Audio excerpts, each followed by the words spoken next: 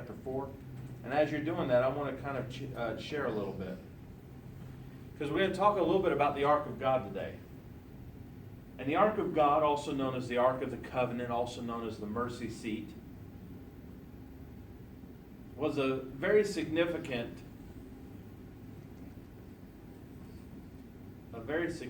piece to the Jewish people. Jonathan, you're killing me, son. Move your seat all the way back. Get the line. There you go. 1 Samuel chapter 4.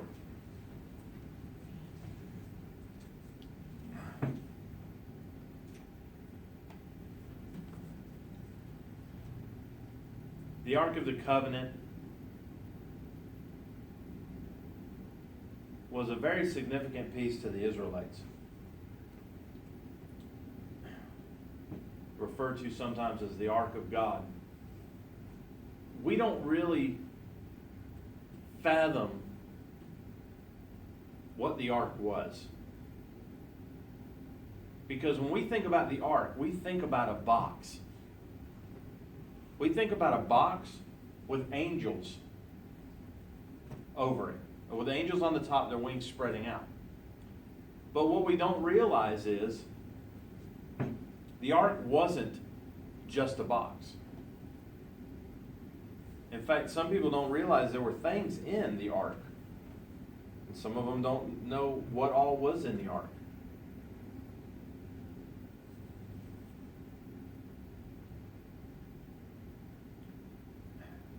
There were actually 3 items that were placed in the Ark of the Covenant.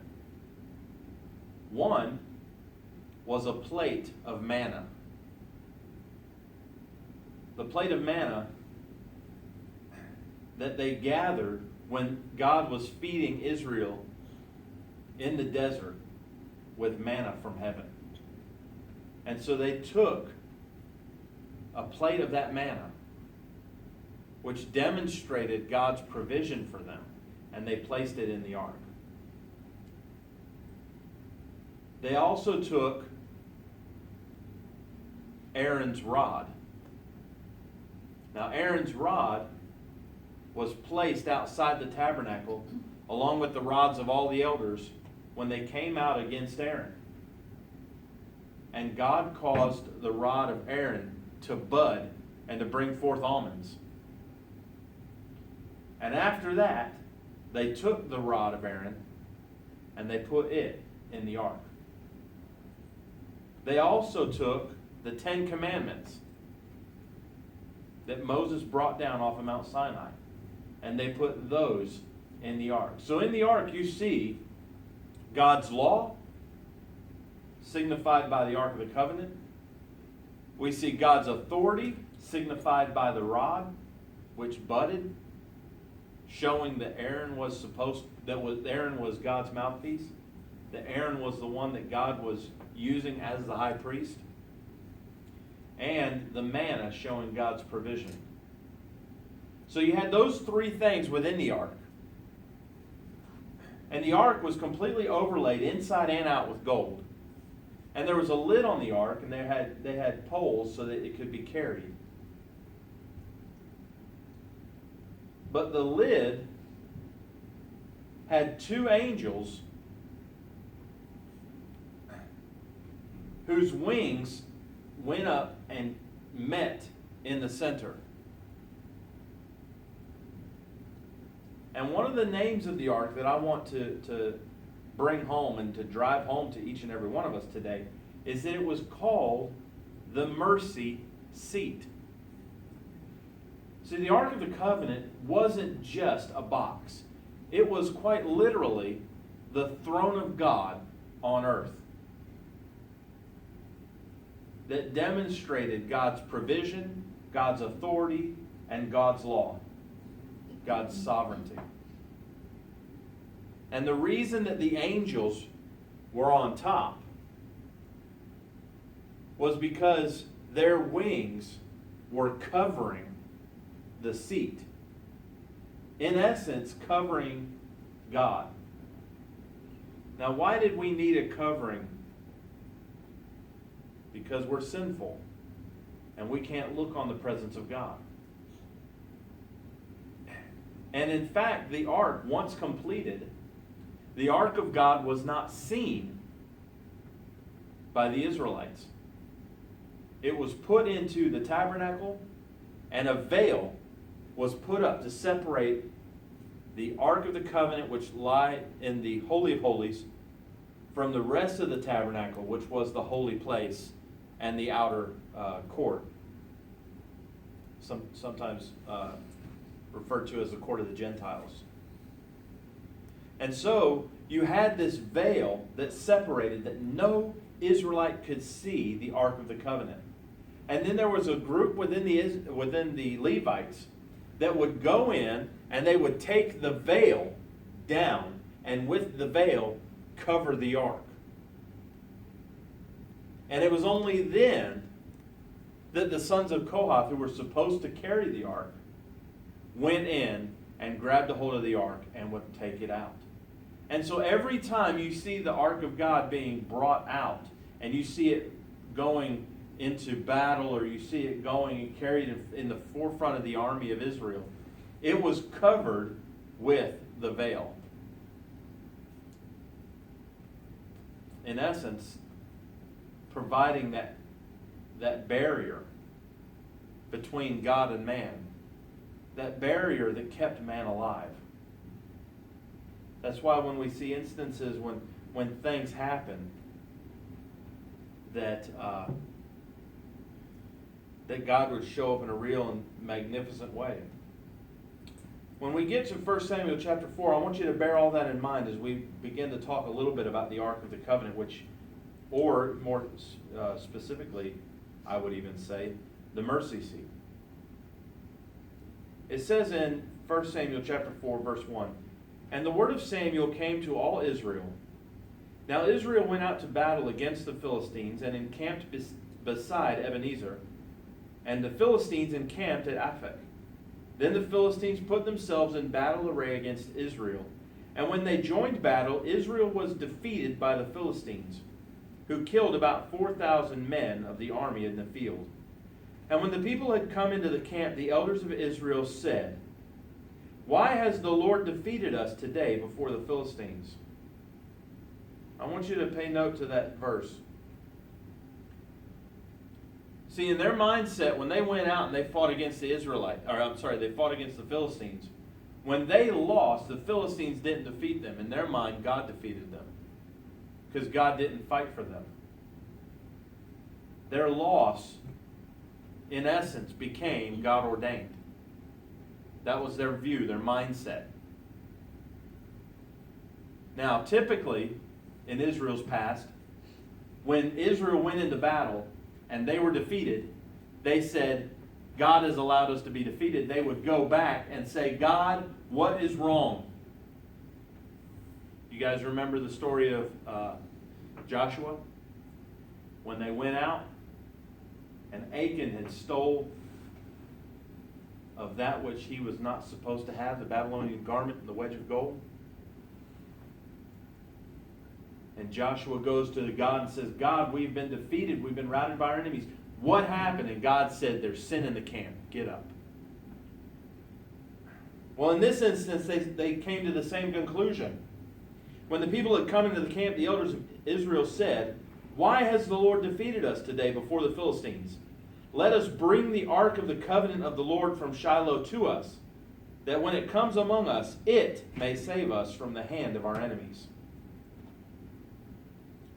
Now notice they didn't go this time and they didn't inquire of God and say, "God, what's going on?" They said, "Let's go get the ark. Let's go get the ark, and the ark will save us." In verse 4 it says, "So the people sent to Shiloh, that they might bring from there the ark of the covenant of the Lord of hosts, who dwells between," where? "The cherubim." Remember what I said about the mercy seat? The wings of the cherubim cover the mercy seat. And they knew and they understood that God dwelled between the cherubim, that was his throne. His earthly throne, rather. And the two sons of Eli, Hophni and Phinehas, were there with the ark of the covenant of God. And when the ark of the covenant of the Lord came into the camp, all Israel shouted so loudly that the earth shook. You can imagine the Philistines are probably starting to quake a little bit if they're shouting. I mean, you got to think, man, that army is excited. They're not scared. They're pumped up. They're ready to fight. Now, when the Philistines, in verse 6, heard the noise of the shout, they said, "What does the sound of this great shout in the camp of the Hebrews mean?" Then they understood that the ark of the Lord had come into the camp. So the Philistines were afraid, for they said, notice this, "God has come in to the camp." And they said, "Woe to us, for such a thing has never happened before. Woe to us! Who will deliver us from the hand of these mighty gods? These are the gods who struck the Egyptians with all the plagues in the wilderness." Notice they talk about Israel's God in the plural. They don't even understand God, the Israelite religion. All they know is their God is a force to be reckoned with. They don't even know enough that they have one God and one God only. But they know He's a force to be reckoned with. And so they are so fearful. "Who will deliver us from the hand of these mighty gods? These are the gods who struck the Egyptians with all the plagues in the wilderness. Be strong and conduct yourselves like men, you Philistines, that you do not become servants of the Hebrews, as they have been to you. Conduct yourselves like men and fight." So the Philistines fought and lost. That's actually not what it says, is it? So the Philistines fought, and Israel was defeated. And every man fled to his tent. There was a very great slaughter, and there fell of Israel 30,000 foot soldiers. Also the ark of God was captured, and the two sons of Eli, Hophni and Phinehas, died. I want you to take note. The Israelites recognized the Ark of the Covenant for what it was. It was, for all intents and purposes, the manifest presence of God. That's where God dwelled. And so when they went out to battle and they said, "God has defeated us, we have lost," instead of going and asking God why, they said, "We're going to force God's hand and we're going to take God into battle with us. Surely God will save us. Surely God will deliver. Surely God will move." And when the people saw the Ark of the Covenant, they were so elated, they were so excited that the ground shook when they yelled, when they hooped, when they hollered. They thought for sure they were going to win. Why? Because of the presence of God. No other reason than that. Didn't have anything to do with their life. It didn't have anything to do with their connection. It didn't have anything to do with their relationship with that God. They saw the Ark of the Covenant and they said, "That's God coming into our camp. We're saved." They made a fatal error. And that fatal error was this: they did not honor the presence of God. They misused the presence of God. They tried to manipulate God through the use of His presence. You see, what we've forgotten sometimes in our churches, especially here in America, is that God's presence, especially like in the Old Testament, was cherished beyond anything. And people would not defile themselves for fear of losing the presence of God. When God showed up in a situation, then it was time to straighten up, act right, and hold on to it as long as humanly possible. What do we do to keep God's presence here? They honored it. They cherished it. But over time, that honor and that cherishing of the presence of God began to dissipate as they began to get engulfed in their own lives and in their own day-to-day thing, and even in the gods and the cultures of all the other nations around them. And so it gets to this point where here they're trying to live their own life, they're trying to get their own stuff, and when that doesn't work, they try and put God into it. And they misuse the presence of God. We all know the story, what happens afterwards.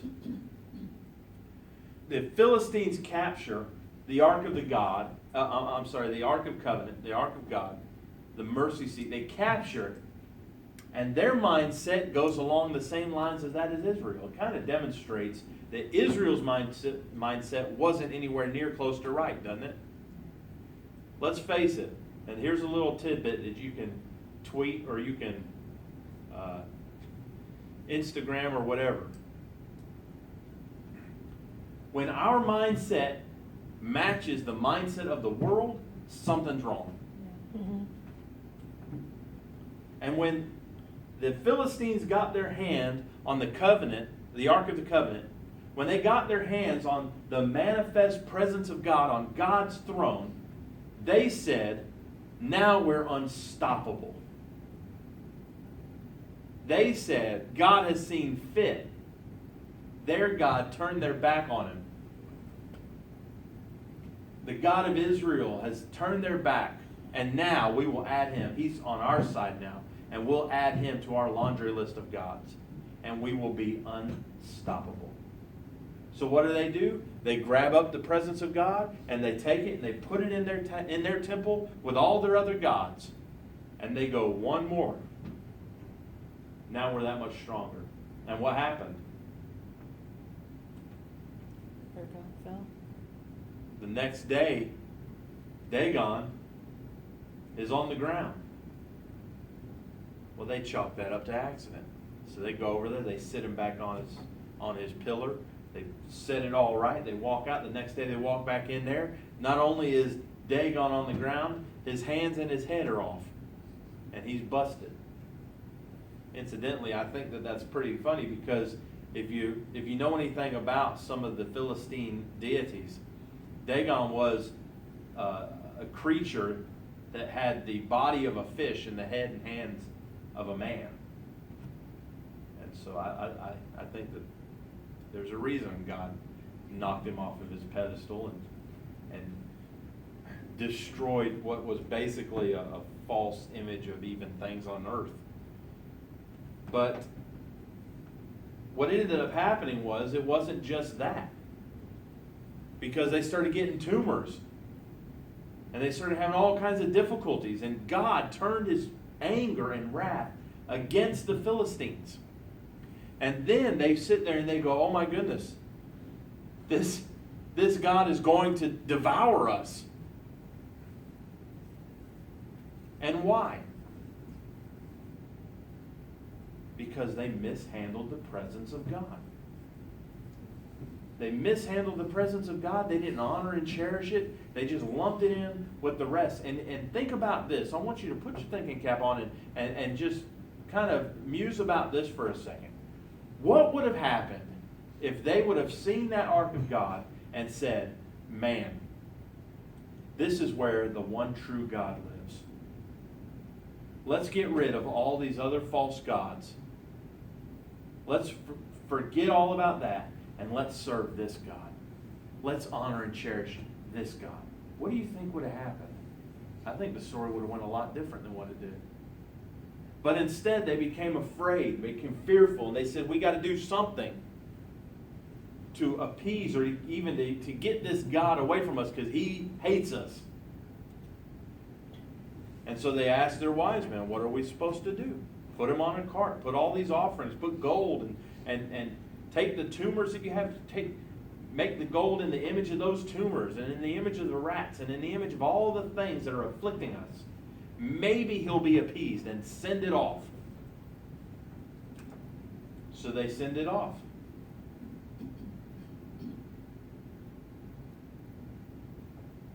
They send the presence of God away because they cannot stand in the presence of God.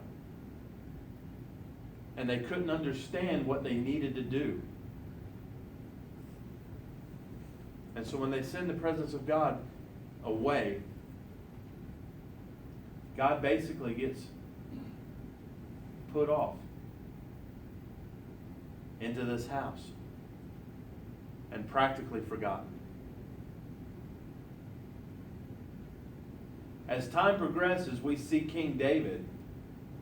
King David comes up, and David goes, listen, everything's been going really good, but I think it's time we brought God back into Israel.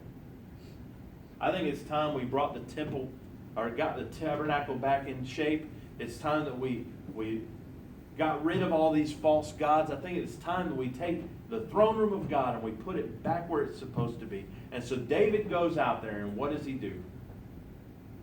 He grabs it, he puts it on a cart, and he's hauling it back. And as the ox stumbles, and the ark becomes, and then the ark shakes, one guy goes to steady it, and God strikes him dead. And what does David do? Becomes fearful. David cowers in fear, becomes fearful. What on earth just happened? God, how could you do this? We were trying to bring you back. We were trying to bring your presence, your manifest presence, back into Israel. And so David went back, and he goes, I'm just going to leave God be. Puts the ark in a house and leaves him there. Leaves the Ark of the Covenant there.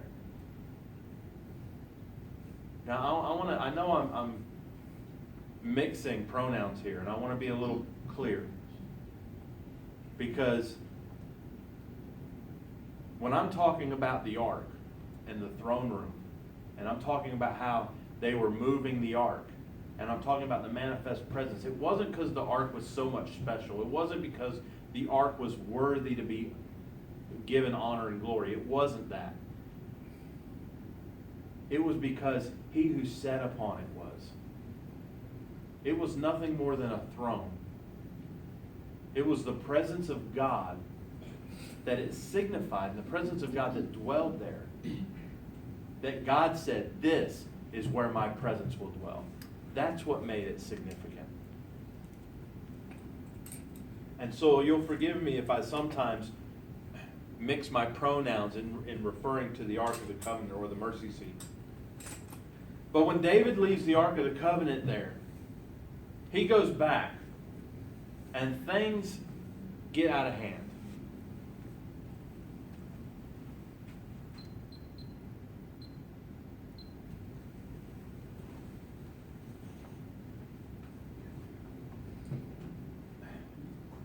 It is.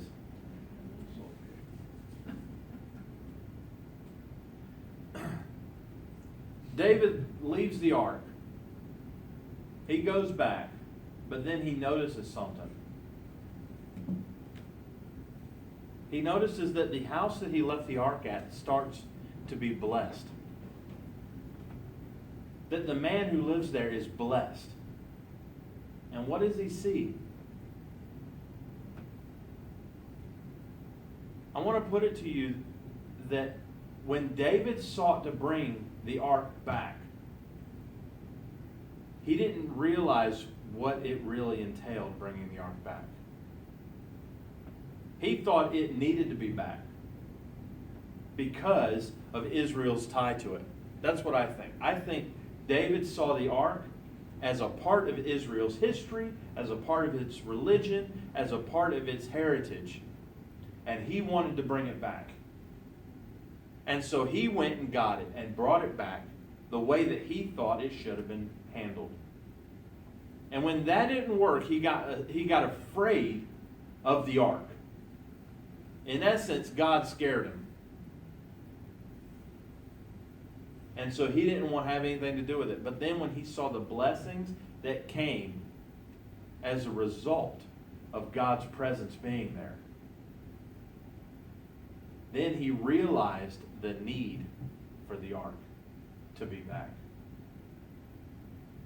I think at that instant he recognized what the ark truly was.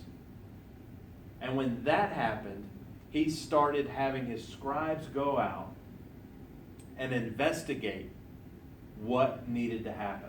And that's when they searched the scriptures and they found out that there were specific ways that was to be handled.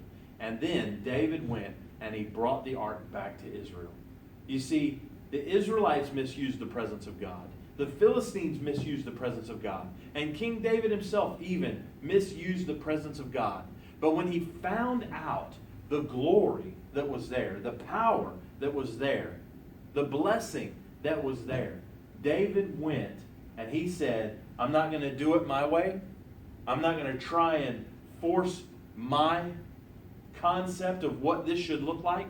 I'm not going to try and manipulate it. I'm not going to try and use it. I'm going to go get it.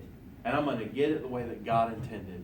Let me tell you something. We as a church need to realize that the presence of God is a great, awesome, mighty, and powerful gift that He has offered up to us.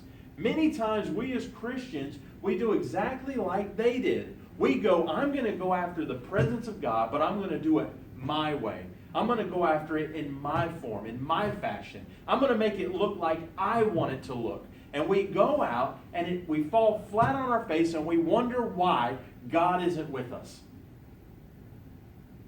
But I went to church, but I did this, but I sang in the choir, I taught Sunday school. Where is God? Well, guess what? The whole time you've been misusing the presence of God. You haven't been cherishing it. You haven't been holding it as holy and recognizing the power.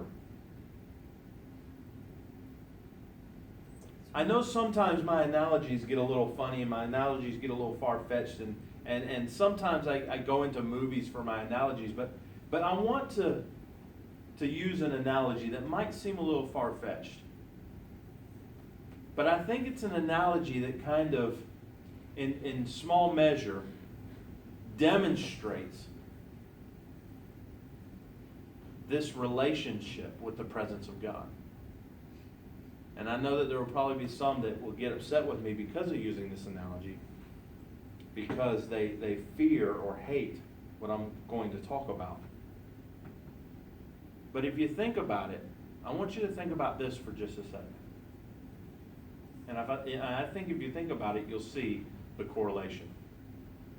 Because in America, we have a freedom that was given to us by our forefathers. And it was given to us because they saw a need for Americans to be able to protect themselves.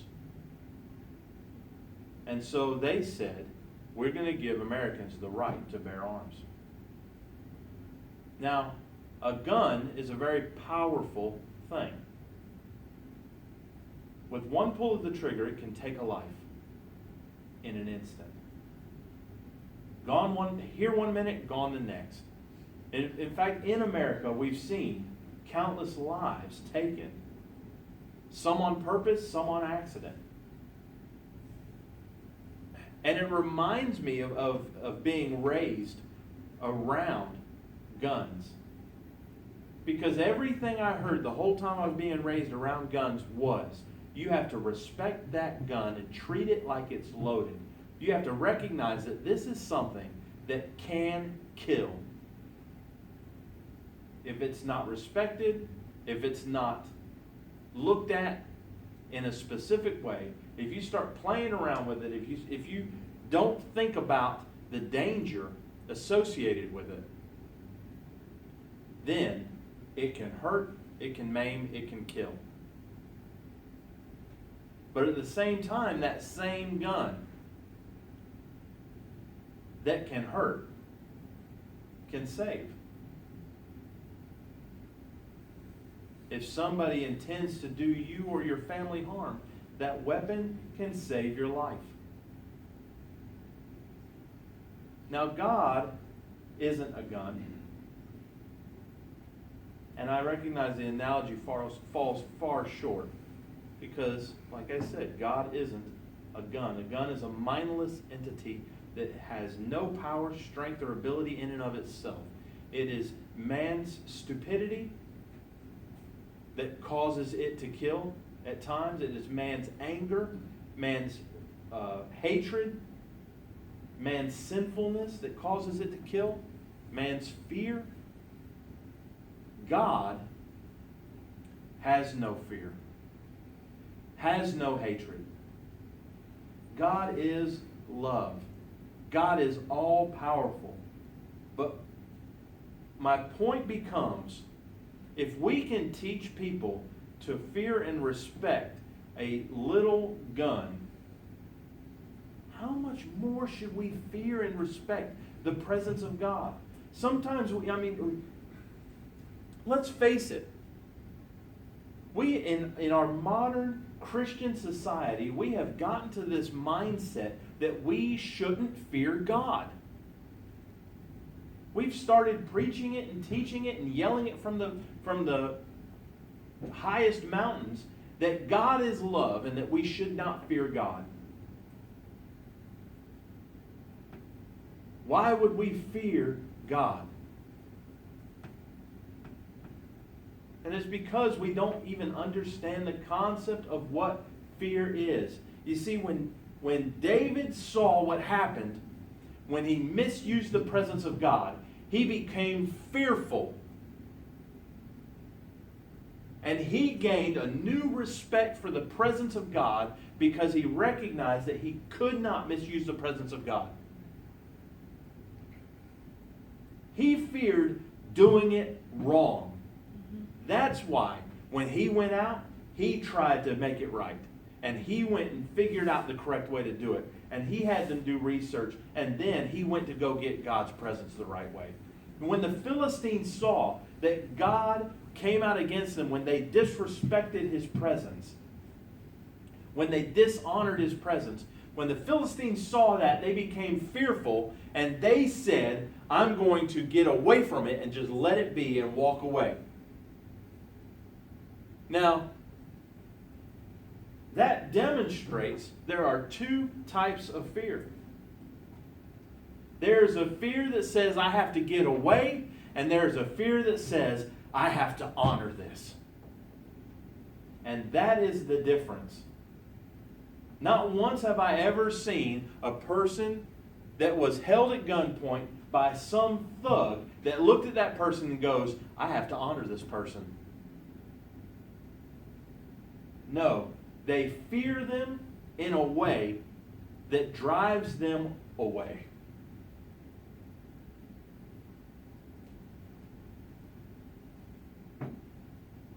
But a fear that drives you to honor. See, the problem with the Philistines was they didn't know which fear to offer God. They didn't know which fear they should have expressed, that they should have felt. They didn't realize that they should have used this as a time to draw close to God and honor his presence. But David knew the difference. You see, folks, we have to get back to honoring and cherishing the presence of God. We have to get back to seeking the presence of God with everything that we have, to holding it so dear that we would not dare defile ourselves. There was a day in the church when we wouldn't do things for fear of losing the presence of God. Things that the Bible never said weren't right. We became pure in the extreme. And even to the point of being militant in that purity. But in all honesty, we did it in an effort to keep God's presence. Now in that, we too went astray. Because we began forcing it upon others. And focusing on keeping that instead of the presence of God. What we have to realize is it is always about the presence of God. And we can always lose sight of that. We can always dishonor that, even doing the things that we used to do in order to honor the presence of God. And I know that sounds like circular reasoning. I know that sounds like it doesn't quite make sense. But what we have to realize is we have to keep our focus on God. And if our focus gets off of God and onto the things that we're doing, our focus is wrong and we're dishonoring God. Let's bow our heads today.